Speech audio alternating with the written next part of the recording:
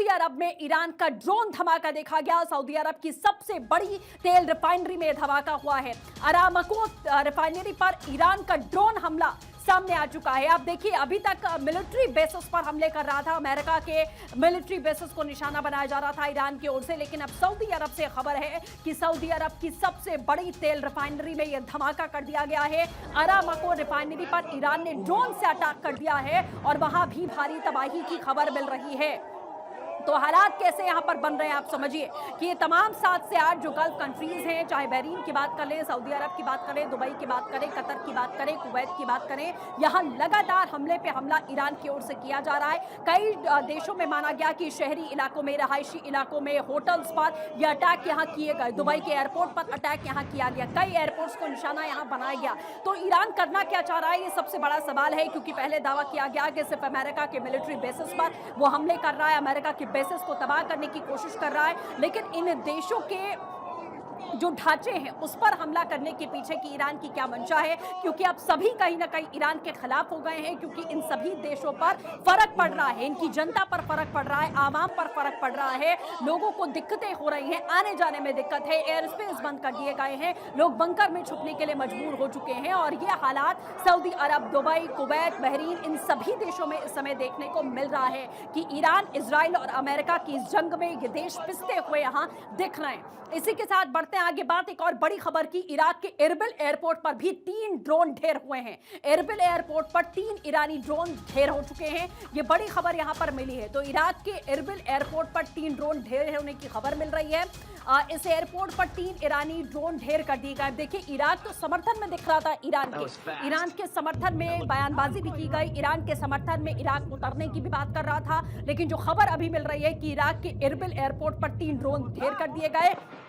ये ड्रोन कोई और नहीं बल्कि ईरानी ड्रोन है। तो ईरान अब पूरी तरीके से बौखला चुका है, सत्ता खत्म हो चुकी है। जानकारी ये भी मिली कि आयतुल्लाह खामेनेई के बेटे की भी मौत, इस तरीके की खबर निकलकर सामने आई है। हालांकि अभी लगातार इसको लेकर भी बातचीत जारी है, पुष्टि होनी बाकी है, लेकिन ऐसी खबरें लगातार मिल रही हैं कि परिवार के तमाम सदस्य वहां पर मारे गए हैं और ईरान की रीढ़ पूरी तरीके से टूट चुकी है इस समय।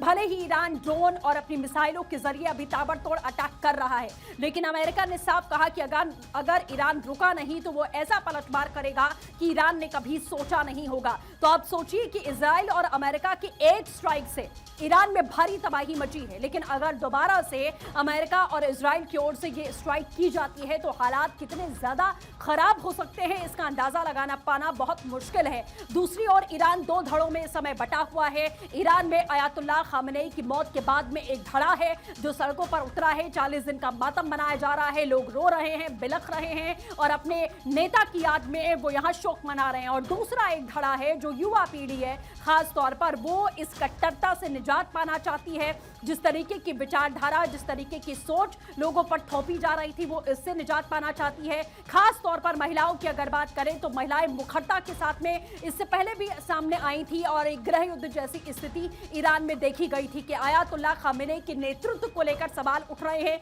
जिस तरीके से ईरान में महंगाई बढ़ी थी, जिस तरीके के हालात भीतर ही बदतर हुए थे, लोग सड़कों पर उतरे थे, प्रदर्शन खामेनेई के खिलाफ किया गया था कि खामेनेई को अब कुर्सी छोड़नी पड़ेगी और वही हालात अब दिख रहे हैं। चूंकि खामेनेई का असैसिनेशन हुआ उसके बाद आप देखिए कि कैसे अब महिलाएं सड़कों पर हैं, युवा पीढ़ी सड़कों पर है और वो जश्न मना रही है। लोग जश्न में डूबे हुए भी ईरान में यहाँ देखे गए, लेकिन ईरान अब पूरी तरीके से बौखलाया है। उसके जो नेता हैं, सेना की ओर से लगातार ये हमले किए जा रहे हैं।